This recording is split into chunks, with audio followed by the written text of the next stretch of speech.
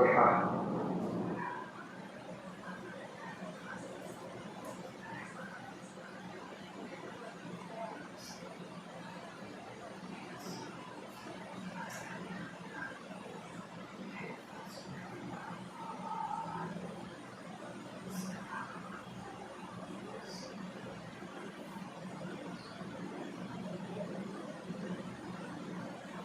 لا حول ولا قوة إلا بالله العلي العظيم۔ بسم الله الرحمن الرحيم۔ رب اشرح لي صدري ويسر لي أمري واحلل عقدة من لساني يفقهوا قولي۔ حسبنا الله ونعم الوكيل، نعم المولى ونعم النصير۔ الحمد لله الذي هدانا لهذا وما كنا لنهتدي لولا أن هدانا الله۔ لقد جاءت رسل ربنا بالحق، الصلاة والسلام والتحية والإكرام على نبينا المؤيد ورسولنا المسدد المصطفى الأمجد المحمود الأحمد، حبيب إله العالمين بالقاسم محمد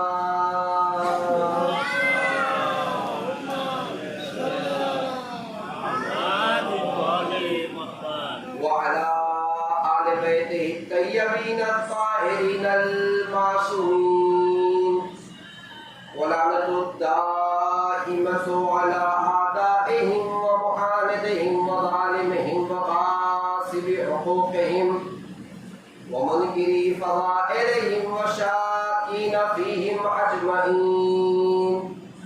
أما بعد، فقد قال تبارك وتعالى في القرآن الكريم وفرقانه الحميد، بسم الله الرحمن الرحيم، ربنا لا تزغ قلوبنا بعد إذ هديتنا وهب لنا من لدنك رحمة إنك أنت الوهاب۔ صلاة محمد وعلى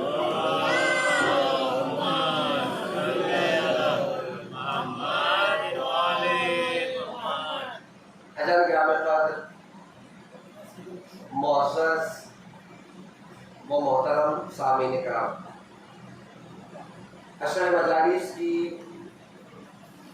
یہ چوتھی گفتگو جو کربلا اور آخرت بخیری کے عنوان سے آپ کی خدمت میں پیش کی جا رہی ہے، اور ان مجالس کے لیے جس آیت کو اپنا سرنامہ سخن قرار دیا گیا ہے، جسے ہم عام طور سے نماز کے قنوت میں پڑھتے ہیں، دعائیہ کلمہ ہے جس میں ہم کہتے ہیں ربنا، اے ہمارے پروردگار، اے ہمارے رب، لا تزغ قلوبنا، ہمارے دلوں کو موڑ نہ دینا، بعد اذ ہدیتنا، جبکہ تو ان کی ہدایت کر چکا ہے، جبکہ تو انہیں سیدھا راستہ دکھا چکا ہے، صراط مستقیم دکھا چکا ہے، تو ہمارے دلوں کو موڑ نہ دینا۔ وَهَبْ لَنَا مِن لَدُنْكَ رَحْمَةً، اور اپنی طرف سے ہمارے لیے رحمت عطا فرما، إِنَّكَ أَنْتَ الْوَهَّابُ، بے شک تو بہت زیادہ عطا کرنے والا ہے، بہت زیادہ بخشنے والا۔ اب غور کریں جانگا کربلا اور آخرت بخیری، میں نے کہا آپ کی خدمت میں کہ کتنی ایسی شخصیتیں ہیں، کتنی ایسی پرسنالٹیز ہیں کہ جو عقیدے کے اعتبار سے بہت اچھی ہے اور دین اسلام کا جو ہے جانے گرامی کلمہ پڑھنے والی ہے، لیکن اس کے باوجود کچھ سالوں میں زندگی یوں بدلی کہ عقیدہ بھی خراب ہو گیا، دین بھی ہاتھوں سے چلا گیا۔ میں نے کہا اس میں شیخ نذیر جوشن کا نام آپ کی خدمت میں پیش کیا، کل عبداللہ ابن عمر کا تذکرہ کیا تھا، اس دن عبید اللہ ابن حر جوفی کا تذکرہ کیا تھا۔ یہ وہ شخصیت ہے کربلا میں کہ جو کہیں نہ کہیں مسلمان تھی کربلا کی تاریخ کے وقت، کہیں نہ کہیں ان کے عقیدے اچھے تھے، لیکن کربلا آتے آتے نصرت امام نہ کر سکے اور دنیا تو گئی آخرت کو بھی اپنے خراب کر دی۔ لہذا کربلا کا ایک اہم پیغام آخرت بخیری ہے۔ ساری تفصیلات آپ کے ذہن میں ہیں۔ جو اصل بات مجھے آپ کی خدمت میں پیش کر رہا ہوں میں کہ کچھ عوامل ایسے ہیں کہ جس کی پابندی اگر انسان کرے گا تو اس کی دنیا بھی سنور جائے گی اور آخرت بھی سنور جائے گی۔ جس میں سے پہلے کا تذکرہ آپ نے کل شروع کیا تھا، میں نے کہا تھا سب سے پہلی چیز جو انسان کے آخرت بخیری کا سبب بنتی ہے وہ انسان کی صداقت ہے، انسان کی سچائی ہے۔ اللہ کے رسول کہتے ہیں النجات فی الصدق، کامیابی صداقت میں ہے۔ اور کہا تھا صداقت صرف سچ بولنے کا نام نہیں ہے، ہم سمجھتے ہیں سچ بولنے کا نام صداقت ہے، جبکہ صداقت کے 3 مرحلے ہیں۔ میں نے کہا تھا پہلا مرحلہ نیت کی صداقت، ہم دعا میں پڑھتے ہیں اللہم ارزقنا توفیق الطاعہ وبعد المعصیہ وصدق النیہ۔ پہلی صداقت کیا ہے؟ نیت کی صداقت، کل تفصیل سے اس کے اوپر گفتگو ہوئی۔ دوسرے مرحلے کی صداقت کلام کی صداقت ہے کہ انسان گفتگو کر رہا ہو تو اپنی گفتگو میں بھی سچا ہو۔ اور میں نے وہی کہا تھا آخر بیان اگر آپ کو یاد ہوگا کہ یہ زبان امیر کائنات کہتے ہیں جرمہ صغیر و جرمہ کبیر، چھوٹی سی زبان ہے لیکن بڑے بڑے گناہ کرتی ہے۔ اور کہا تھا گاڑی جب تک اپنے گیرج میں کھڑی ہو، پارکنگ میں کھڑی ہو، بہت محفوظ ہے، جیسے ہی چلنا شروع کرتی ہے جتنی زیادہ چلے گی، جتنی رفتار سے چلے گی، غلطیاں بھی زیادہ ہوں گے، یا یوں کہہ لوں اس کے خطرات بڑھ جاتے ہیں۔ ایسے ہی زبان ہے جب تک منہ میں رہتی ہے بہت محفوظ ہے، جیسے انسان بولنا شروع کرتا ہے جتنا بولے گا غلطیوں کے چانسز اتنے بڑھ جائیں گے، جتنا تیزی سے بولے گا اتنے خطا زیادہ ہوگی۔ اسی لیے امیر کائنات حضرت علی ابن ابی طالب علیہ السلام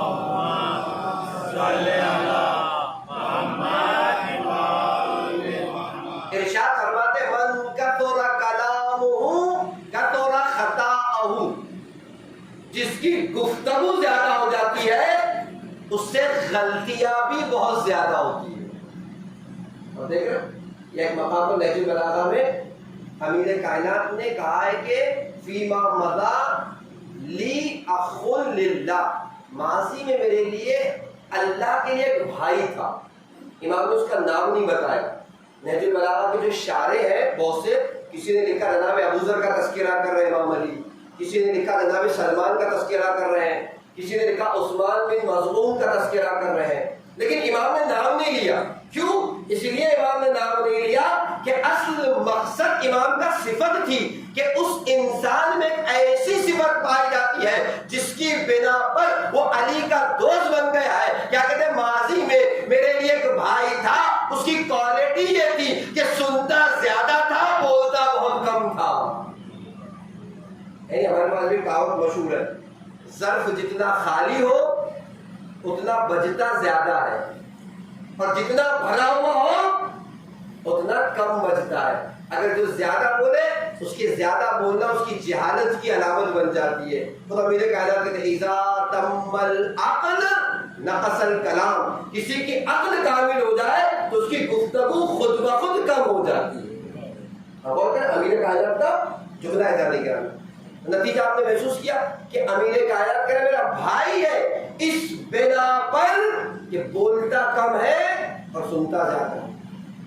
علامہ طباطبائی کے شاگرد کہتے تھے علم کا پہاڑ تھے علامہ طباطبائی، لیکن جب تک کوئی سوال نہ کرو زبان بھی نہیں کھولتی۔ علم کا جانے گرامی جتنا علم ہوگا زبان اتنی خاموش ہو جاتی ہے۔ خیر یہ تو درمیان میں گفتگو ہے تو پیش کی اصل بات تھی، پہلی صداقت نیت کی صداقت ہے، دوسری صداقت گفتار کی صداقت کہ انسان زبان سے بھی سچ بول رہا ہو۔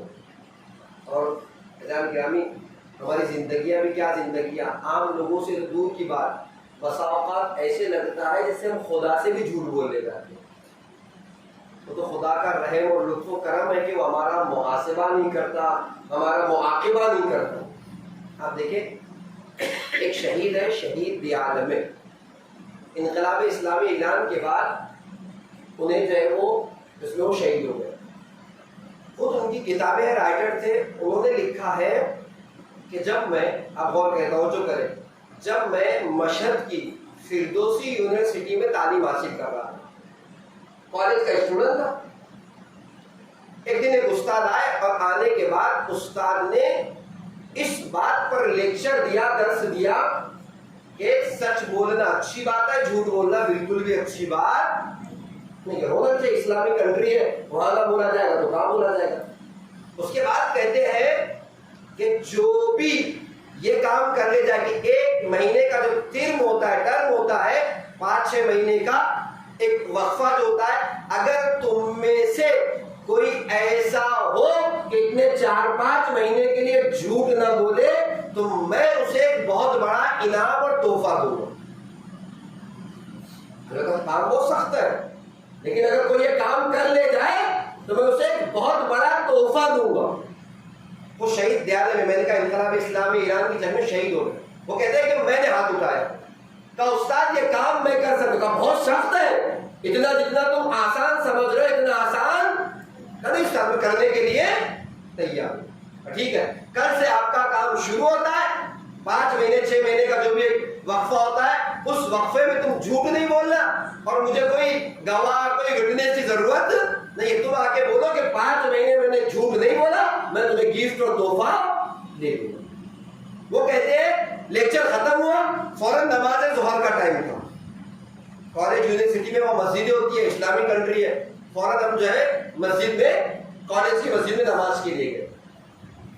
نماز پڑھ کے باہر ہی نکلے تھے کہ وہ کہتے ہیں کہ میں نے اپنے استاد کو پکڑا جس استاد سے ایگریمنٹ کیا تھا، وعدہ کیا تھا، جن سے وہ کیا تھا. ان سے میں نے کہا استاد اگر آپ برا نہ مانے تو جو ایگریمنٹ میں نے آپ سے کیا ہے میں اس ایگریمنٹ کو توڑنا چاہتا ہوں. استاد نے کہا بیٹا ابھی تو کل سے تمہارا کام شروع ہونے والا ہے، ابھی تو کتنی دیر گزری کہ تم میرے پاس آ کے کہہ رہے کہ اس ایگریمنٹ کو ختم کر دو، فسخ کر دو.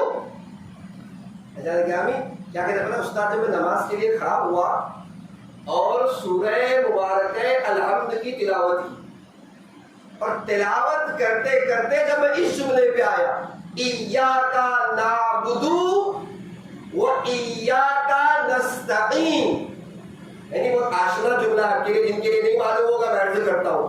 ایک نماز ہے، نماز امام زمان اجل اللہ تعالیٰ فرجہ الشریف،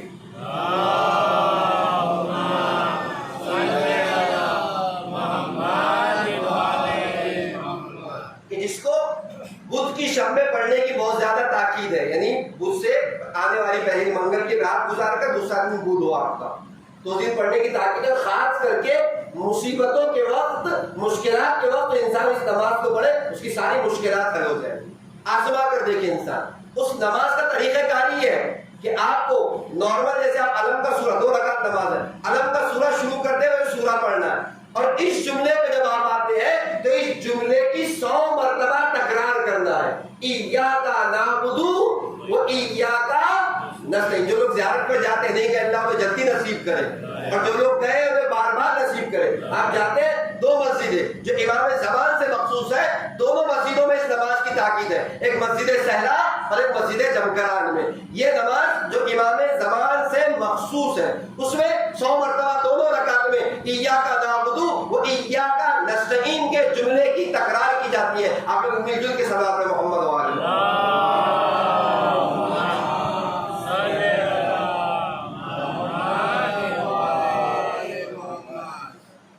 نماز کی تاکید اس میں جملہ دونوں رکعت میں پڑھا جاتا ہے. خیر وہ کیا کہہ رہے ہیں استاد، جیسے ہی میں نماز کے لیے کھڑا ہوا اور اس جملے پہ پہنچا ایاک نعبد و ایاک نستعین، اکثر لوگ اس جملے کے ترجمے سے بھی واقف ہوں گے، میں اپنے چھوٹے بھائیوں کے لیے کہہ دوں ایاک نعبد، اے پروردگارا ہم صرف اور صرف تیری عبادت کرتے ہیں، وہ ایاک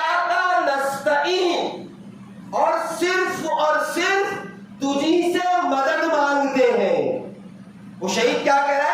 استاد سے آگے کہہ رہا ہے استاد میں نے آپ سے ایگریمنٹ تو کیا تھا، لیکن جیسے ہی اس جملے پر پہنچا تو مجھے ایسے لگا انسانوں سے تو دور کی بات، کہیں نہ کہیں خدا کی بارگاہ میں کھڑے ہو کر ہم جھوٹ بول رہے ہیں۔ ایاکا نعبد، اے پروردگار ہم صرف اور صرف تیری عبادت کرتے ہیں، جبکہ استاد کتنا موقع ایسا آتا ہے خدا کا حکم ایک طرف، اپنے ہمارے نفسوں کا حکم ایک طرف، خواہشات ایک طرف، خدا کا حکم چھوڑ دیتے ہیں، خواہشات نفس کر کے اپنے نفس کی عبادت کرتے ہیں۔ وہ ایاکا نستعین، اور ہم تیری عبادت کرتے ہیں اور تجھی سے مدد مانگتے ہیں۔ ایاکا نستعین، صرف اور صرف تجھی سے مدد مانگتے ہیں۔ لیکن استاد جب مصیبتیں آتی ہیں، مشکلات آتی ہیں، اس سے پہلے کہ تیری بارگاہ میں ہاتھ پھیلا اس کے دروازے پر جاتے ہیں، اس کی بارگاہ میں جاتے ہیں، اس سے اپنی حاجتیں بیان کرتے ہیں، اس سے مدد طلب کرتے ہیں۔ ایسے لگتا ہے انسانوں سے جو دور کی بات، کہیں نہ کہیں ہم خدا کی بارگاہ میں کھڑے ہو کر غلط بیانی کر رہے ہیں۔ اگرچہ یہ بہت باریک بات ہے، خدا اتنی چھوٹی چھوٹی باتوں کو گنتا نہیں، ارحم الراحمین ہے، لیکن اگر جھوٹ کی بات ہو، صداقت گفتار کی بات ہو، تو آپ دیکھیں حقیقت ہے کہ نہیں ہے۔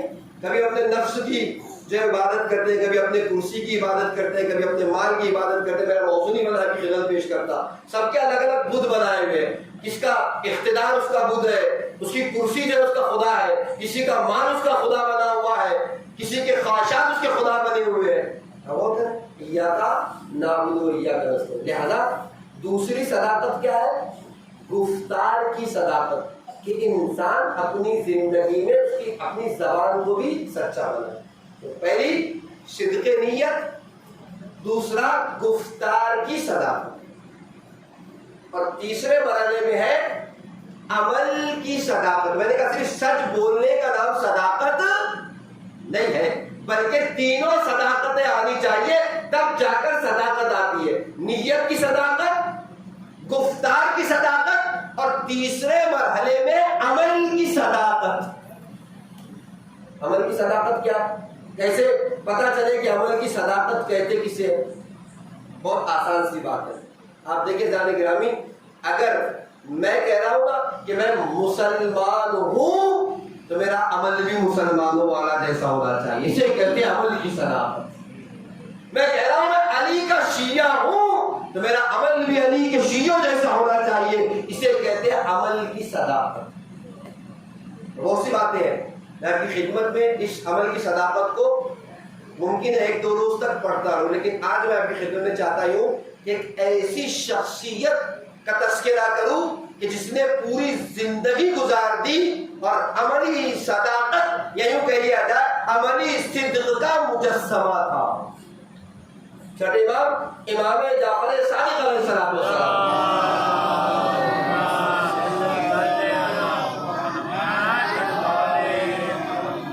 سرکار وفا ابو الفضل عباس کی زیارت میں کہتے ہیں اشہد لک بالوفاء والتسلیم۔ آپ غور کریں، میں مولا عباس کے لیے کہہ رہا ہوں، میں گواہی دیتا ہوں کہ آپ نے وفا کی، اور وفا نہیں کی، آپ سر یوں کہہ لیا جائے پوری زندگی تسلیم رہے خدا کے حکم کے سامنے۔ آپ دیکھیں عملی، میں ایک جگہ پر ایک مقام پر پڑھ رہا تھا جب اسیروں کا لٹا ہوا مال اور اسباب یزید کے پاس پہنچا نا، تو یزید نے بڑے غور سے اس لٹے ہوئے مال اور اسباب کو دیکھنا شروع کیا۔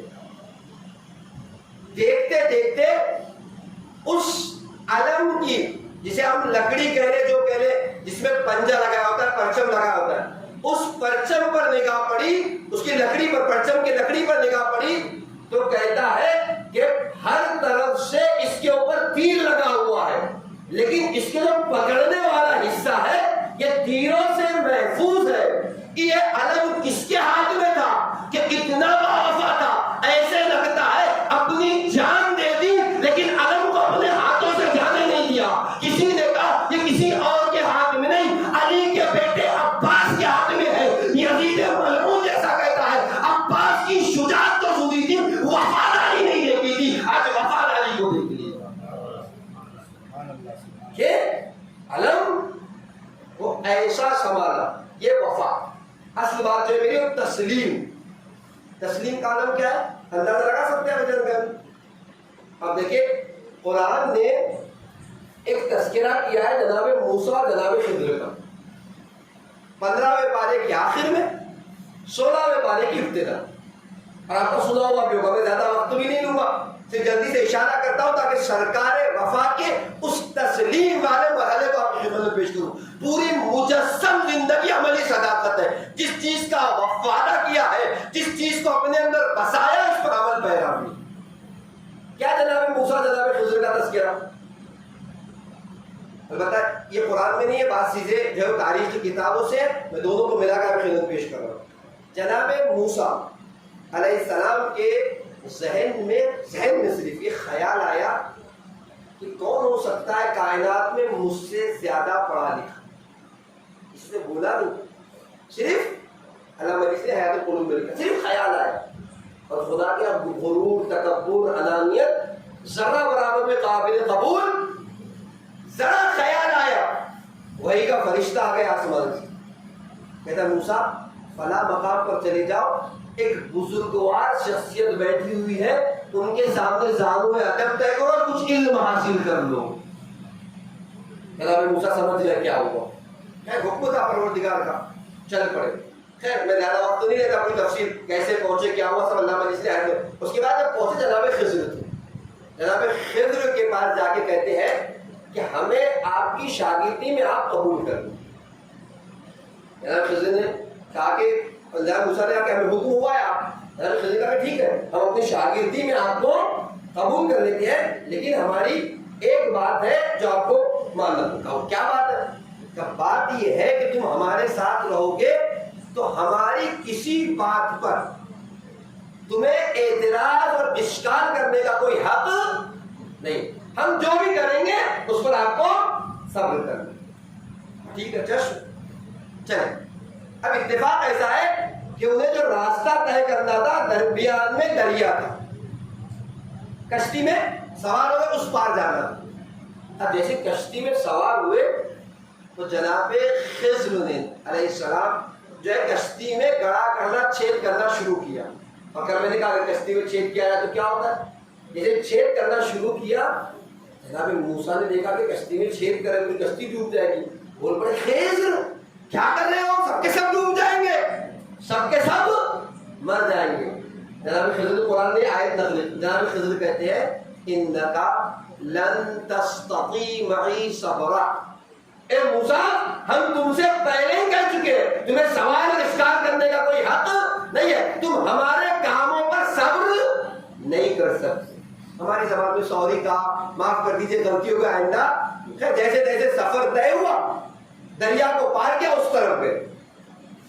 البتہ اس کے مخصوص ریزن ہے، پھر کبھی آپ پڑھیے گا اس کو تفصیل سے تو جواب ملیں گے کیوں یہ کام جناب خضر کرے. آگے بڑھے، ایک جوان سامنے سے آ رہا تھا، کیا کوئی چیز اٹھائی، ایسا سر پہ دے ماری کہ جوان مر گئے. پھر جناب موسیٰ سے برداشت نہیں ہوگا. خضر کیا کیا، ایک بے گناہ کی جان لے ڈالی، ایک جوان کو مار ڈالا. پھر جناب خضر آیت کی تکرار ہے اور 16 پارہ شروع بھی اس سے ہوا. کیا ہے انک لن تستطیع معی صبرا. خضر کہتے ہیں موسیٰ ہم تم سے پہلے ہی کہہ چکے تم ہمارے معاملات پر صبر نہیں کر سکتے. اب کہ پھر جناب موسیٰ نے کہا کہ ٹھیک ہے معاف کر دیجیے، غلطی ہو گئی، یعنی اپنی زبان میں. اس کے بعد آئندہ ایسا نہیں ہو. چلنے لگے، چلتے چلتے شام ہو گئی. شام ہوئی تو ایک ٹوٹی ہوئی دیوار تھی. جناب خضر نے کہا موسیٰ اس دیوار کو کھڑی کرتے، تم پانی لے آؤ، ہم مٹی کراتے اور اس دیوار کو آلو. ایک مرتبہ بھوک لگی ہوئی تھی، جناب موسیٰ سے برداشت نہ ہوا. جناب موسیٰ کہتے ہیں خضر کیا کر رہے ہیں، اس کی دیوار ہے، ہم سے کیا مطلب ہے، چلو چل کے ہم اپنا کام کریں. اب جناب خضر کیا کہتے ہیں، یہ نہیں کہتے کہ تم صبر نہیں کر. جناب خضر کہتے ہیں موسیٰ ھذا فراق بینی و بینک، اب یہ ہماری جدائی کا وقت ہے. تم اپنے راستے، ہم اپنے راستے. ایک بار ہم نے معاف کیا، دوبارہ آپ نے ہم سے گزارش کی، دوبارہ ہم نے معاف کیا، لیکن اب کوئی چانسز نہیں. اب ہمارا اور تمہارا راستہ کیا ہے، بالکل مختلف. تم اپنے راستے، ہم اپنے راستے. قرآن نے میں نے کہا 15ویں پارے کے آخر میں 16ویں پارے کی ابتدا میں اس داستان کو نقل کیا. صرف میرا سوال آپ سے یہ ہے کہ آپ مجھے اتنا بتا دیں کہ وہ کون سی چیز تھی کہ جس نے دو معصوموں کو، دو نبیوں کو بھی چند قدم ساتھ میں نہ چلنے دیا اور تھوڑی دیر بعد جدائی ہو گئی. ایک ہی نتیجہ یہ وہ باتیں جو جناب خضر کے علم میں تھی جناب موسیٰ کے علم میں نہیں تھی. اگر جناب موسیٰ کے علم میں بھی ہوتی تو جناب خضر سے سوال نہ کرتے، خاموش رہ جاتے، کہیں نہ کہیں باتوں کو سمجھ جاتے. لیکن علم کی کمی تھی، دو معصوم نبی بھی برابر سے ساتھ نہیں چل سکے. پہنچا چکا میں اپنی بات. اگر اس بات کو مان لیا ہے کہ علم کی کمی تھی جس نے دو معصوموں کو بھی برابر سے ساتھ میں چلنے نہیں دیا، تو آئیے گا پھر سرکار وفا کی بارگاہ میں آ کر ایک سلام کرے. شب جمعہ ہے، 28 رجب سے چلے ہیں 10 محرم تک. کوئی تو موقع ایسا لا کے بتائیے جہاں امام حسین نے فیصلہ کیا ہو اور سرکار وفا نے سوال کیا ہو. علی جان گرامی، دو ہی باتیں ہیں، یا تو مانیے تسلیم اس قدر تھی کہ جو کہا اسے مان لیا، یا پھر یہ مانیے جو باتیں علم امامت میں تھی کہیں نہ کہیں سرکار وفا اس کی مصلحتیں سمجھ رہے تھے، تبھی تو خاموش بیٹھے ہوئے تھے. اور ایسا نہیں ہے کہ امام حسین نے سخت ترین فیصلے نہیں لیے. کتنے فیصلے ایسے ہیں جو امام حسین نے ایسے لیے کہ سوال کا حق بنتا تھا، لیکن سرکار وفا خاموش. تاریخ پڑھو آپ خلوں میں کب چلے امام حسین مدینہ سے؟ 28 رجب المرجب کو. اچھا کب پہنچے مکہ مکرمہ میں؟ بعض لوگوں نے لکھا 4 شعبان المعظم، بعض لوگوں نے لکھا 5 شعبان المعظم. مکہ مکرمہ پہنچے. اچھا مکہ مکرمہ شعبان میں پہنچے اور چھوڑا کب ہے مکہ مکرمہ کو؟ ذی الحجہ کے مہینے میں 8 ذی الحجہ یوم الترویہ کے دن. آپ مجھے بتائیے امام حسین تقریباً 4 مہینے کچھ دن تک مکہ میں رکے کیوں تھے؟ بہت سی وجوہات ہیں. کسی چیز کا انتظار کر رہے تھے، میں ساری تفصیل کو چھوڑتا ہوں. ان ساری وجوہات میں سے ایک وجہ یہ تھی کہ امام حسین چاہتے یہ تھے کہ اپنی زندگی کا آخری حج بجا لانے. یعنی جو سارے مقاصد ہیں، ایک مقصد کیا تھا؟ حج بیت اللہ تھا. اور کتنا رکے امام حسین؟ شعبان میں پہنچے، شعبان المعظم، رمضان المبارک، شوال المکرم، ذی قعدۃ الحرام، 4 مہینے اور 8 دن ذی الحجہ کے. تقریباً امام 4 مہینے کچھ دن تک مکہ مکرمہ میں ٹھہرے کہ موسم حج آ جائے تو حج کو بجا لا لیا جائے. این 8 ذی الحجہ یوم الترویہ جب دنیا بھر کے حاجی خانہ خدا کے پاس آتے ہیں، امام حسین کہہ رہے ہیں بھیا عباس خیموں کو جمع کرو، آج ہی ہمیں اپنے حج کے احرام کو عمرے سے تبدیل کر کے سرزمین مکہ کو چھوڑنا ہے. بتائیے ذرا سوال کا حق تھا کہ نہیں تھا؟ سوال کی گنجائش تھی کہ نہیں تھی؟ آقا جب چلنا ہی تھا تو 4 مہینے رکے کیوں تھے؟ جب جانا ہی تھا تو 4 مہینے ٹھہرے کیوں تھے؟ لیکن سرکار وفا نے نگاہوں کو جھکایا، چلنے کی آمادگی کی اور آمادگی کر کے سوال نہ کر کے یہ بتلا دیا. دو ہی باتیں ہیں، یا تسلیم اس قدر ہے کہ ملکن سوال نہیں کرتے، یا یہ مان لیجئے جو باتیں علم امام حسین میں ہے کہیں نہ کہیں سرکار وفا کے علم میں پائے جاتے. ہوا کیا؟ ہوا یہ کہ سرکار وفا چل تیاری کی، لیکن ایسے نہیں نکلے. پوری زندگی میں صرف ایک خطبہ ہے سرکار وفا کی زندگی. اچھا میں ایک بات اور آپ کی خدمت پیش کروں اور آگے بڑھ جاؤں. جب ہم سرکار وفا کا تذکرہ کرتے ہیں نا تو سب سے پہلی جو صفت ہمارے ذہن میں آتی ہے وہ شجاعت ہے. اس کے علاوہ جبکہ ایسا نہیں، سرکار وفا صرف شجاع نہیں تھے، وفادار بھی تھے، وفادار نہیں تھے، عبادت گزار بھی تھے. تاریخ اٹھا کر دیکھ لیجیے، حافظ قرآن تھے جانے گرامی. اور ان ساری باتوں کے بعد آپ جو ہے وہ عالم بھی تھے. لیکن کیوں ایسا ہو گیا کہ پوری زندگی میں صرف ایک خطبہ جو ہے مولانا عباس کا ہے. میں ابھی خدمت میں عرض کروں، آپ جا کے تحقیق کر لیجیے گا، یہ خطبہ بھی نہ ایران میں تھا نہ عراق میں تھا. ایران اور عراق کے علماء نے لکھنؤ سے آ کر ناصریہ لائبریری سے اس خطبے کو لے کر گئے اور اس کے بعد اس کو چاپ کروایا. کیونکہ بعد لوگ کہتے ہیں کیسے ہندوستان میں تبرکات آئے، کیسے چیزیں ہندوستان میں. جی ہاں، مظالم کے زمانے میں لوگ آتے تھے، کتابیں سینے سے لگاتے تھے اور اپنی جان بھی بچاتے تھے، اہل بیت کے علم کو بچاتے تھے، اور ساتھ میں تبرکات بھی ہے. حیدرآباد میں چوتھے امام کے طور پر ٹکڑا ہے، بعض لوگ ادھر کیسے آ گئے؟ نہیں، بہت سی چیزیں آئی اس زمانے میں جو ہندوستان میں ہمارے پاس موجود ہے، ان میں کتابیں بھی آئی. تو کسی کتاب میں موجود نہیں، لیکن میں لکھنؤ کی ناصریہ لائبریری سے یہ خطبہ لے جایا گیا. آپ خود عالم شخصیت ہے سرکار وفا. اور عالم کیا ہے؟ تاریخ کہتی ایک ہی خطبہ کی زندگی. جب عالم تھے تو ایک ہی خطبہ کیوں؟ مولانا تشریف فرمائے، میں کی خدمت میں بات پیش کروں. یہ اہل بیت کے گھر کا ادب تھا کہ جب بڑا سامنے کھڑا ہو تو چھوٹا زبان نہیں کھولتا تھا. آپ اٹھائیے امام حسن علیہ السلام کی زندگی کے خطبات کو اٹھائیے، سارے خطبے امام علی کی زندگی کے بعد کے. ہاں، بعض خطبے آپ کو مل سکتے ہیں، امام علی مثلا کوفہ میں، امام حسن کہیں اور ہے، بابا موجود ہے، امام حسن نے کہہ دیا. تو جب تک امام علی ہے، امام حسن خاموش ہے، ادب کا تقاضا ہے، بابا موجود ہے تو بیٹا نہیں بول رہا. امام حسین کے خطبوں کو اٹھا لیجیے، جب تک امام حسن موجود ہے، امام حسین کے خطبے نہیں ملیں گے. ہاں، دور دور ہو الگ بات ہے، لیکن ایک ساتھ جب بھی بڑا بھائی موجود ہے چھوٹا نہیں بول رہا. اس لیے امام حسین کی زندگی کے خطبات بھی امام حسن کی زندگی کے بعد کے ہیں. عزیزان گرامی، سرکار وفا بولتے تو کہاں بولتے؟ کچھ زندگی کا حصہ بابا علی کے ساتھ گزارا، کچھ حصہ امام حسن کے ساتھ گزارا، اور اپنی جان دے دی آقا حسین کی امامت میں. موقع ہی نہ ملا کے زبان کھول دی. لیکن ان ساری باتوں کے بعد ایک خطبہ دیا، یہ 8 ذی الحجہ. کہاں دیا خطبہ؟ خانہ خدا کی چھت پر گئی. اچھا، وقت بہت کم ہے، میں جلدی جا کے خانہ خدا کی چھت پر گئے. قمر بنی ہاشم تھے، ہے نہیں؟ چاند سا چہرہ تھا. یاد رکھیے گامی، اگر ایک جاہلوں کی بستی میں کوئی کسی کو کہے کہ یہ عالم ہے، ظاہر ہے اس میں تھوڑا موڑا بھی جانتا ہے تو وہ عالم ہے.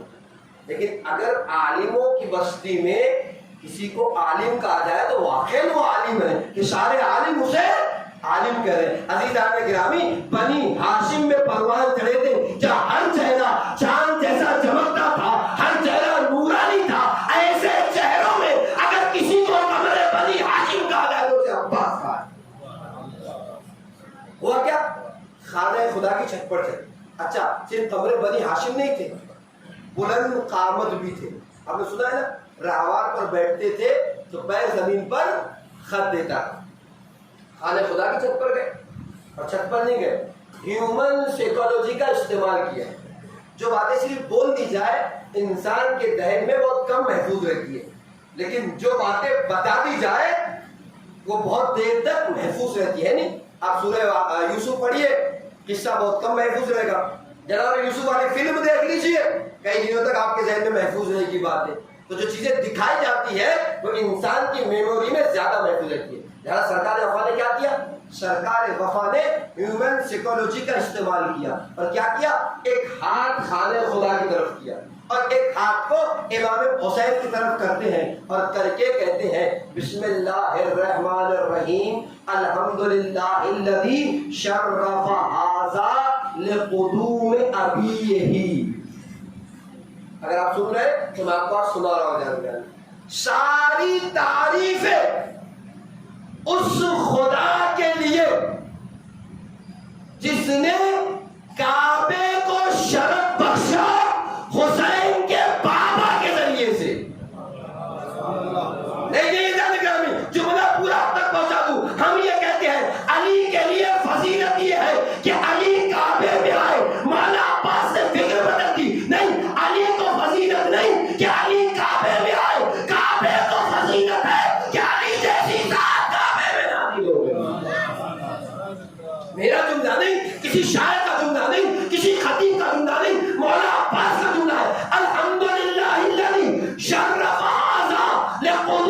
ابھی یہی ساری تعریف ہے اس خدا کے لیے جس نے کعبے کو شرف بخشا حسین کے بابا کے ذریعے سے.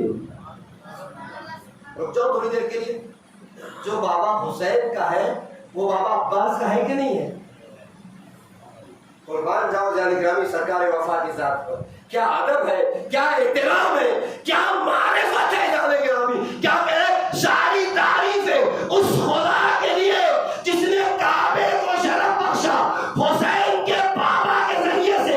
آقا آپ کے بھی تو بابا ہی ہے، یہ کہہ دیتے کعبے کو شرف بخشا میرے بابا کے ذریعے سے. کوئی سرکار وفا بتا رہے ہیں امامت سامنے کھڑی ہو تو ہماری حیثیت کیا ہے. الحمدللہ الذی شرف ھذا لقدوم ابیہ. اگلا جملہ بھی سنیں گے. کانا بالامس بیتا اصبح قبلۃ. کہتا کہ خانہ خدا ہے نا صرف ایک گھر تھا، ایک عمارت تھی، ایک ڈھانچہ تھا. جیسے ہی کانا بالامس بیتا، جیسے ہی حسین کے بابا کعبے میں آئے خدا نے کعبے کو قبلہ بنا ڈالا. جانے گیا ابھی تھوڑا سا رک کے میرا موضوع اس لیے میں زیادہ تفصیل نہیں کر رہا. ایک ایک جملہ ایک ایک مجلس کے لیے کافی ہے اگر اس کی وضاحت کر لی جائے. آپ مجھے بتائیے کعبہ کب سے بنا ہوا ہے؟ ہمارا کہتے ہیں معمار کعبہ جناب ابراہیم اور جناب اسماعیل علیہ السلام. جی ہاں، کعبے کی تعمیر جناب ابراہیم اور جناب اسماعیل نے کی، لیکن کعبہ تو جناب آدم علیہ السلام کے زمانے سے مشخص تھی. اس کی زمین پتھر رکھا ہوا تھا. دلیل آپ کا دلیل دے دو. دلیل میں قرآن کیا کہہ رہا ہے؟ بسم اللہ الرحمن الرحیم. اول بیت وضع للناس للذی ببکۃ مبارکا وہدی للعالمین. پہلا گھر جو موجود ہے وہ کہاں ہے؟ اول بیت وضع للناس، جو لوگوں کے لیے بنا گیا ہے ببکۃ مبارکا. وہ کہاں ہے؟ مکہ مبارکہ میں. اور ببکۃ مبارکہ، اور اس کے بعد جو ہے وہ ہدی للعالمین، جو عالمین کی ہدایت کا ذریعہ ہے. جناب آدم کے زمانے میں پتھر رکھا ہوا تھا، جناب نوح نے پردے کا کعبہ بنایا. ہاں، جناب ابراہیم اور اسماعیل نے جو عمارت آپ دیکھ رہے ہیں پتھر اور اینٹ والی عمارت، اس کی بنیاد مطلب کعبہ تو بہت پہلے سے تھا. جناب ابراہیم اور اسماعیل نے بھی اگر بنا لیا، پروردگارہ کعبہ تو بنا دیا تھا، قبلہ بھی بنا دیتا. عجب نہ آواز خدا بندی آئے. یاد رکھو میری سنت پر غور کرتے جاؤ، میری باتوں کو سمجھتے جاؤ. پروردگار تیری سنت کیا کیسے سمجھے؟ آواز خدا بندی آئے کہ لن تجد لسنت اللہ تبدیلا. یاد رکھو اللہ کی سنتیں کبھی تبدیل نہیں ہوتی. پروردگار یہ تو ہم سمجھ گئے، تیری سنت کیا ہے اسے بھی بیان کر دے. کبھی سنت بھی اگر دیکھنا چاہتے ہو تو دیکھو. تمہارے لیے کعبہ قبلہ ہے، ملائکہ کے لیے قبلہ کس کو بنایا تھا؟ ہم نے جناب آدم کو قبلہ بنایا تھا. کہ جب میں اس میں ونفخت فیہ من روحی، جب میں اس میں اپنی روح پھونک دوں تو تم سب کے سب سجدے میں چلے جانا. تو آدم کو قبلہ بنایا کس کا؟ ملائکہ کے لیے. بہت توجہ زیادہ دیں گے، سنت خداوندی کو دیکھتے جائیے. جناب آدم کی تاریخ پڑھیے. بہت پہلے مجسمہ تیار کیا جناب آدم کا، کئی سو سال پہلے جناب آدم کے مجسمے کو بنایا، لیکن ابھی اس میں سجدہ نہیں کروایا. سجدہ کب کروایا؟ قرآن کا نفخت فیہ من روحی، جب میں اپنی روح پھونک دوں تو اس میں سجدہ کر دینا. سنت پروردگار واضح ہو گئی نا. عمارتیں بہت پہلے بنائی جاتی ہیں، مجسمے بہت پہلے تیار کیے جاتے ہیں. جب تک اس میں روح نہ پھونک دی جائے تب تک وہ قبلہ نہیں بنتا.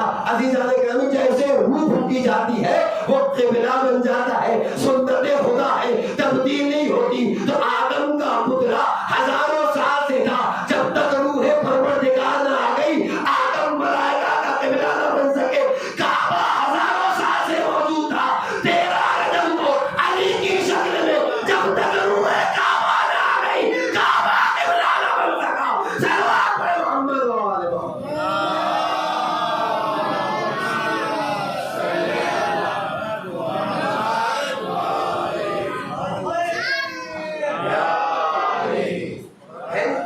سرکار وفات الحمدللہ الذی شرف بیتن اقبہا قبلتن، کل تک یہ عمارت تھی، ایک گھر تھا، ایک بیت تھا، لیکن جیسے ہی حسین کے بابا کعبے میں آ گئے خدا نے کعبے کو قبلہ بنا دیا۔ میں نہیں سرکار وفا کے جملے ہے، چھوٹا بڑا چھوٹا خطبہ ہے، کبھی موقع ملے گا توفیقات رہے گی تو پورا آپ کی خدمت پیش کروں گا، لیکن ایک دو تین جملے سن لیجیے تاکہ حق ادا ہو جائے۔ اس کے بعد پتہ ہے کیا کہتے ہیں؟ یا ایتھا الکفرۃ الفجرہ، اے کافروں، اے فاجروں۔ عزیزان گرامی، اپنوں کے مجمع میں بیٹھ کر بولنا بہت آسان ہے، جب جان کا دشمن کھڑا ہو، احرام میں تلواریں چھپا کر لایا ہو، ایسے میں بولنا بہت زیادہ سخت ہے۔ اور بولا نہیں، اے کافروں، اے فاجروں۔ کیا کہہ رہے؟ تم حسین کے مقابلے میں آ گئے ہو۔ میں سارے جملے چھوڑا اسے جلدی ترجمہ کر دوں پھر کسی وقت۔ تم حسین کے مقابلے میں آ گئے ہو۔ اگر خدا کی مصلحت نہ ہوتی تو ساری دنیا جو آگے کعبے کا طواف کرتی ہے نا، کعبہ چل کے جاتا اور حسین کا طواف کرتا۔ اتنا نہیں، سارا دنیا جس پتھر کے بوسے لینے کے لیے بڑھ بڑھ کے ہاتھ بڑھاتی ہے، اگر خدا کی مصلحت نہ ہوتی تو حجر اسود آگے بڑھ کر حسین کے ہاتھوں کا بوسہ لیتا۔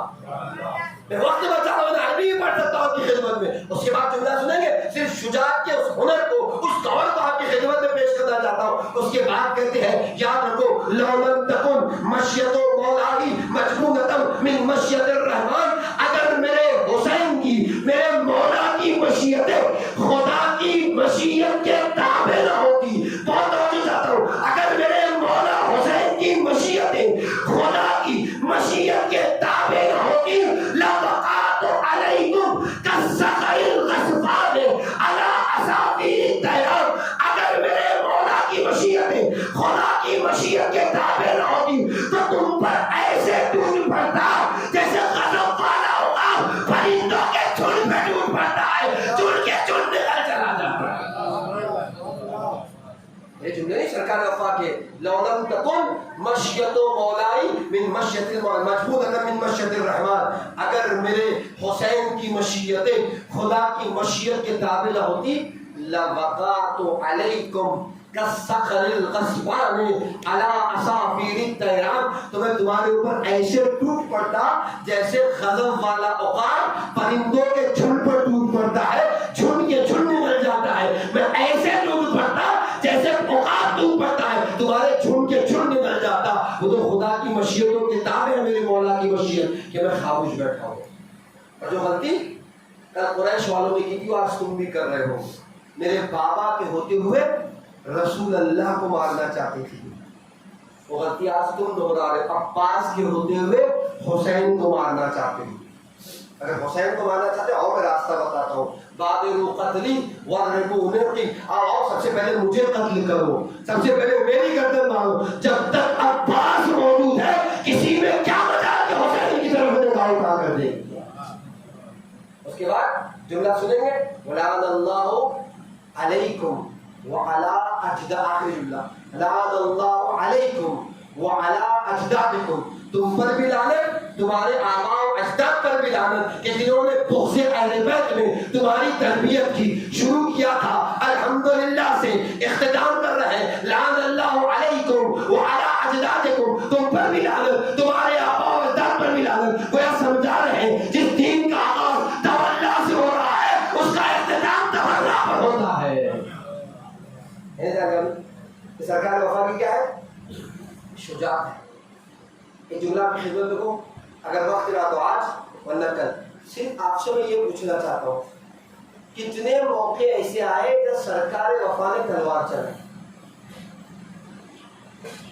تقریباً 3 موقع، آپ نے ایک ہی سنا ہوگا، تینوں آپ کو بتا دیں۔ ایک موقع جنگ صفین کا موقع ہے، اور وہ پتہ نہیں حضرت گرامی جنگ صفین آپ سنتے رہتے ہیں، مجھے تفصیل آپ کی خدمت پیش نہیں کرنی۔ آپ دیکھیں جنگ صفین کا بارے میں آپ کو پتہ ہے نا، 12 یا 13 سال کا سلم مبارک ہے کس کا؟ سرکار وفا، اور امام علی لے بھی نہیں جا رہے، مالک اشتر سپاہ سالار ہے فوج کے، سرکار وفا والے جنرل مالک اشتر کے پاس گئے اور کہا کہ سفارش کرو بابا سے کو مجھے لے کر چلے۔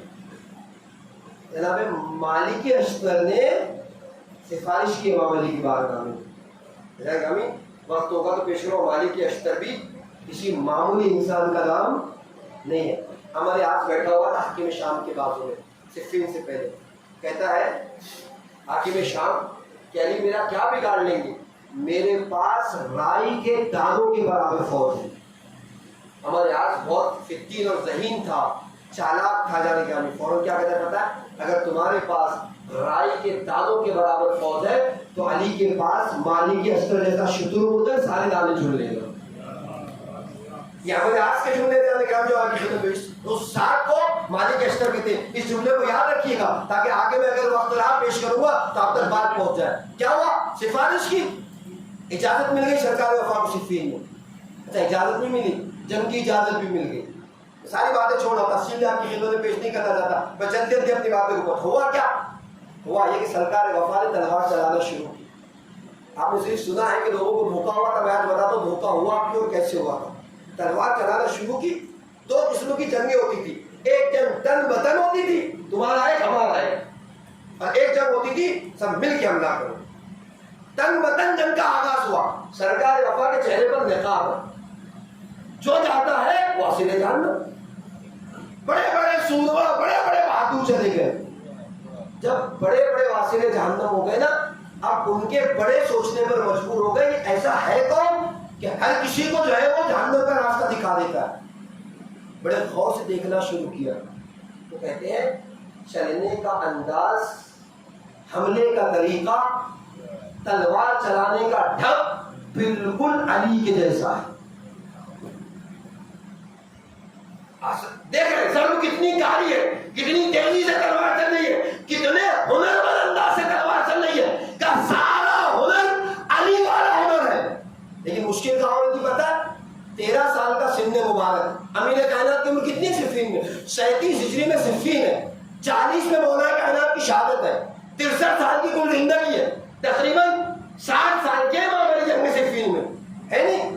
حضرت گرامی تلوار تو علی کے جیسی, ہنر تو علی کے جیسا, حملہ تو علی کے جیسا, لیکن سن و سال علی جیسا معلوم نہیں ہوتا.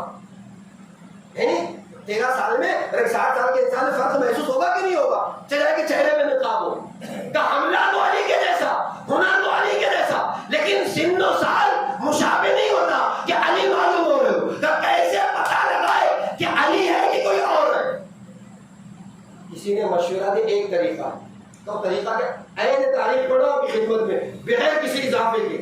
کیا معلوم کیسے کریں کہ علی کیسے, کہ ایک طریقہ ہے معلوم کرنے کا علی ہے کہ نہیں. کہ کیا طریقہ ہے, کہ تن بتن حملہ نہ کرو, ایک ایک کر کے نہ جاؤ, سب مل کے حملہ کرو.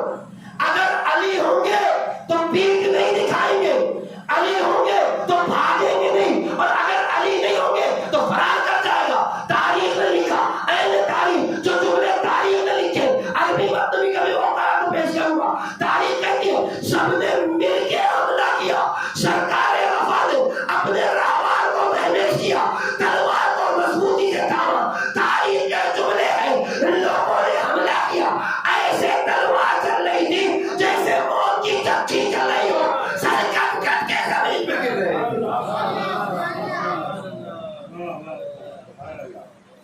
عباس سے پیٹ نہیں دکھائی. اب جب دیکھا کہ تلوار بھی علی کی, ہنر بھی علی کا, علی جیسے میدان کو پشت بھی نہیں دکھاتا, اب آواز دی الحفیظ الامان, یا علی الحفیظ الامان. اب جب یہ آوازیں امیر کائنات کے خیمے تک پہنچی تب نکلے ہیں, سرکار وفا کو روکا اور رو کر قریب آئے, چہرے سے نقاب الٹی الٹ کے کہتے ہیں یہ علی نہیں عباس ہے, عباس. نہیں عزیزاں نے گرامی سن رہے ہیں نا, تاریخ میں تو ہی تو دھوکے ہوئے زمانے والے کو, یا زمانے والوں نے علی کو رسول سمجھا یا عباس کو علی سمجھا. نہیں عزیزاں نے گرامی ایک بات اور سن لیجئے, دونوں دھوکوں میں بڑا فرق تھا. جب زمانے نے علی کو رسول سمجھا رات کی تاریخی تھی, اور جب عباس کو علی سمجھا دن کا اجالا تھا.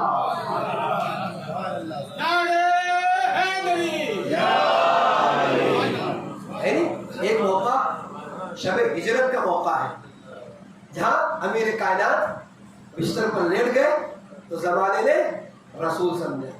شعر سننے کی آتی ہے آپ تو ایک چار میں سے میں بھی آپ کی نظر کروں. کہتے ہیں میرے کرار کا سونا ہر ایک سونے سے مہنگا ہے. میرے کرار کا سونا، میرے کرار کا سونا ہر ایک سونے سے مہنگا ہے. علی کو رات بھر توحید کی الفت جگاتی ہے تو عدو بستر نبی کا، موت کا ڈر، خوف کا پہرا، اگر ماحول یہ ہو تو علی کو نیند آتی ہے. علی تو سوتا ہی نہیں. عدو دشمن، عدو بستر نبی کا، موت کا ڈر، خوف کا پہرا، اگر ماحول یہ ہو تو علی کو نیند آتی ہے. ایک دھوکہ تاریخ کو شب ہجرت ہوا کہ جہاں لوگ علی کو رسول سمجھ بیٹھے. ایک دھوکہ صفین میں ہوا جب زمانے نے عباس کو علی سمجھا، لیکن دونوں دھوکوں میں بڑا فرق تھا. جب علی کو رسول سمجھا تھا تو رات کی تاریکی تھی، رات کا اندھیرا تھا، لیکن جب زمانے نے عباس کو علی سمجھا تو دن کا اجالا تھا. میرا وقت ختم ہو گیا، پھر کبھی موقع آتا فلم پیش کروں گا. اس کے بعد میں خدمت پیش کرنا چاہ رہا تھا. ایک حملہ صفین میں کیا، ایک حملہ بلکہ دو حملے کربلا میں کیے. ایسا نہیں ہے کہ سرکار وفا نے کربلا میں حملہ نہیں کیا. جی کربلا میں حملہ کیے، لیکن جب گئے تھے شہادت ہوئی ہے جس وقت وہ مرحلہ تھا کہ جب سرکار وفا کو تلوار چلانے کی جاتی. مطلب دو موقع ایسے آئے کربلا میں جب دشمنوں نے حملہ کرنے کی کوشش کی. سنتے ہیں ایک بڑا مشہور ہے، جناب زہر ابن قید آئے تھے اور آنے کے بعد کہ عباس جانتے ہو کون سا دن ہے، کون سا دن ہے؟ بابا تمہارے بابا نے تمہیں اس دن کے لیے مانگا ہے. کیا کہا تھا؟ ایک انگڑائی نہیں تھی، گھوڑے کی رکابیں ٹوٹ گئی. اب تشجعنی یا زہر تم مجھے میری شجاعت یاد دلا رہے ہو، اجازت دلا دو اگر پرچم حسینی نہ لہرا دوں تو علی کا بیٹا عباس نہ کہنا. اور اس کے بعد اب یہ گفتگو ہوئی رہی تھی تو ایک حملہ ہوا تھا. مالک نامی بڑا نیزے بردار تھا جو نیزوں سے اچھے بچوں کو مار دیا کرتا تھا. اس نے حملہ کیا تھا ایک ٹکڑی کے ساتھ. سرکار وفا اس کے قریب گئے تھے اور جا کے کہا تھا مالک اگر آج تجھے تیرے نیزے سے نہ ماروں تو پھر عباس نہ کہنا، علی کا نام نہ کہنا. نیزہ بردار تھا، تلوار نہیں چلاتا تھا، نیزوں سے حملہ کرتا تھا. تاریخ نے لکھا اس حملے میں سرکار وفا نے سیکنڈوں میں اس سے اس کے نیزے کو چھینا اور اسی کے نیزے سے اسے واقعہ ٹھان دیا. خود واپس بھاگے. ایک حملہ یہ اور ایک حملہ پشت خیمہ سے ہوا تھا. دو بار کربلا میں تلوار چلائی. زمانے نے ہنر دیکھ لیا اور اس وقت جو ہے وہ تلوار کے ہنر کو سرکار وفا کے دیکھا گیا. صرف میرا سوال آپ سے اتنا ہے اور آج کی حد تک شاید میں جواب نہیں دے پاؤں گا، بس مسائل کی طرف جا رہا، میرا وقت ختم ہو گیا. آپ مجھے بتائیے کیا 2-3 مرتبہ کسی کے تلوار چلا لینے کی بنا پر کسی کو شجاع کہا جا سکتا ہے یا نہیں کہا جا سکتا؟ کیا یہ کہیے کہ کہا جا سکتا ہے؟ سرکار وفا کے شجاع ہونے کا راز یہی ہے. اور اگر کہا جائے کہ نہیں کہا جا سکتا تو پھر اس راز کو تلاش کیجیے کہ کیا ایسا راز تھا جس راز کی بنا پر سرکار وفا کو شجاع کہا جاتا. آج نہیں انشاءاللہ، کل اگر موقع رہے گا تو آپ کی خدمت میں پیش کروں گا کہ شجاعت صرف تلوار چلانے کی بنا پر شجاعت نہیں تھی. ایک جملہ کہہ کے ہم نے گفتگو یاد رکھو، جذبات کے دھاروں میں بہہ جانے کا نام شجاعت نہیں، عقل و حواس کے ساتھ قول امام کی اطاعت کرنے کا نام شجاعت ہے. کل آپ کی خدمت میں پیش کروں گا کہ کیسی کیسی شجاعتیں پیش کی گئی. یہ وہ ہنر ہے جسے سرکار وفا نے کربلا میں پیش کی. اسی لیے تو کہا تھا چلے امام کا اشہد ان کا بالوفاء والتسلیم. میں گواہی دیتا ہوں کہ آپ وفادار بھی ہیں اور تسلیم ہے پوری طریقے سے. کتنے موقع میں نے کہا ایسے فیصلے امام حسین نے لیے جب زبان کھولنے کی جگہ تھی لیکن زبان نہیں کھولی. خاموش رہے، پوری طریقے سے تسلیم رہے، امام کے قول کی اطاعت کرتے. اور تاریخ شاہد ہے کسی اطاعت میں اپنے سر کو راہ خدا میں قربان کرے. گرامی، سرکار وفا کے جانے سے خیمے کی ہر خاتون کو تکلیف پہنچی، لیکن سب سے زیادہ جسے اذیت ہوئی نا وہ حسین کی 4 سالہ سکینہ تھی. یتیمہ تھی. جہاں جہاں 4 سالہ سکینہ نے اپنے بابا کو یاد کیا نا وہاں اپنے چچا عباس کو بلاتی ہے.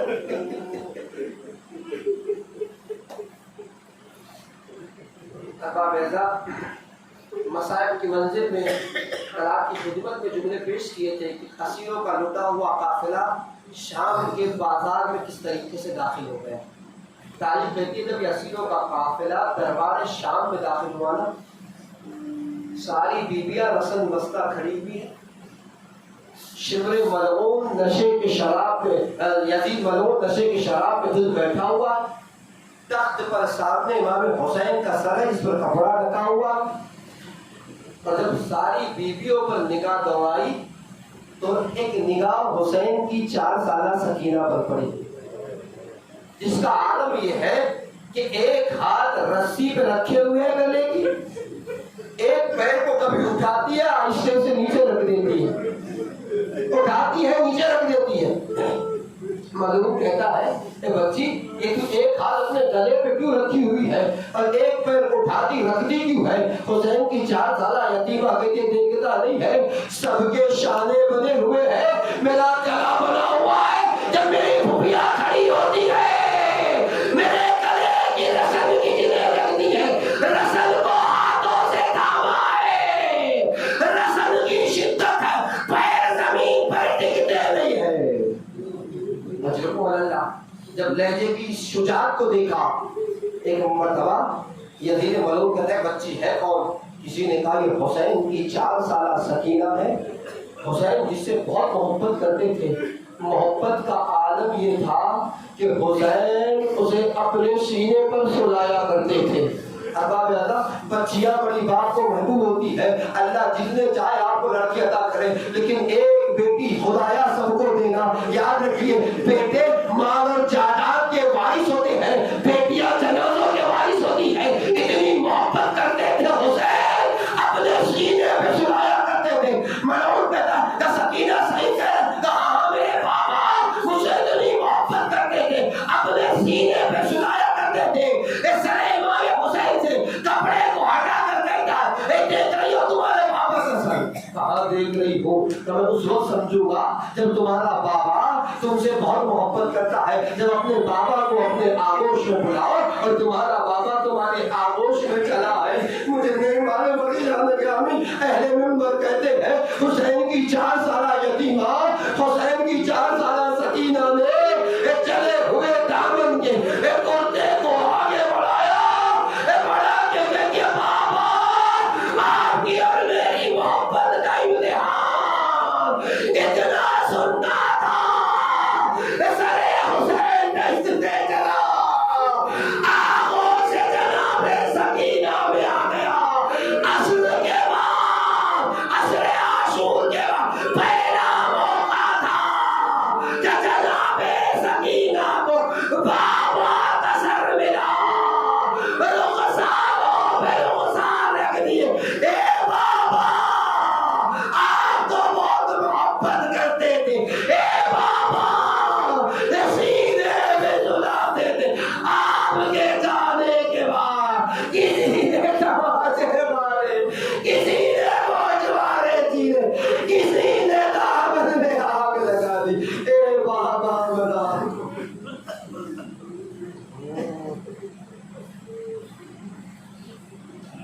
اللہ لعنت اللہ علی القوم الظالمین. سيعلم الذين ظلموا أيام منقلب ينقلبون. إلهي بحق زهراء وأبيها وبالها وبنيها شغل مستودفی پروردگار ہمارے آنسوؤں کو رومان شہزادی میں جگہ عنایت فرما، ہمارے آنسوؤں کو تسکین شہزادی کا ذریعہ قرار دے. قلب ناظرین امام کو ہم سے راضی و خوشنو فرما، امام کی دعاؤں میں ہمیں شامل حال فرما. خیبت امام میں اپنی ذمہ داریوں کو پورا کرنے کی توفیق کرامت فرما. میں معبود آج کی شب دعا ہے، شب مغفرت ہے. پروردگارہ ہمارے مرحومین کی مغفرت فرما، انہیں ہمارے معصومین علیہ السلام میں جگہ عنایت فرما. ہمارے گناہ کبیرہ و صغیرہ کو معاف فرما، ہمارے والدین کے گناہ کبیرہ و صغیرہ کو معاف فرما.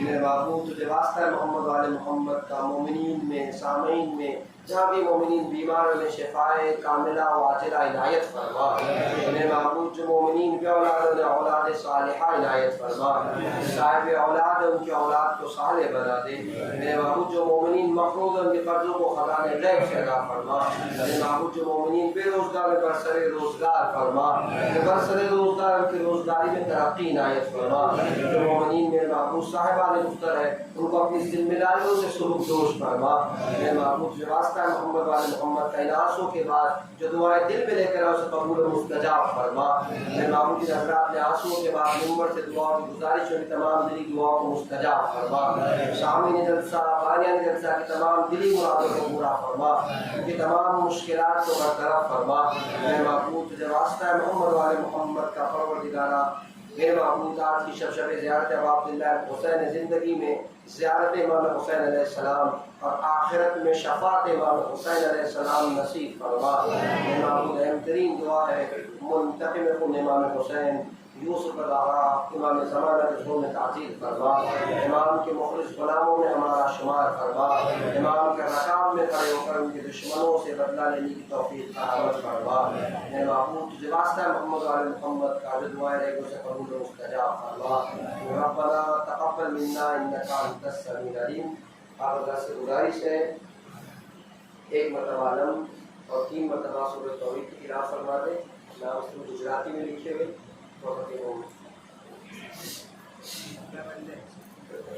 آپ نام دے دو فاصلہ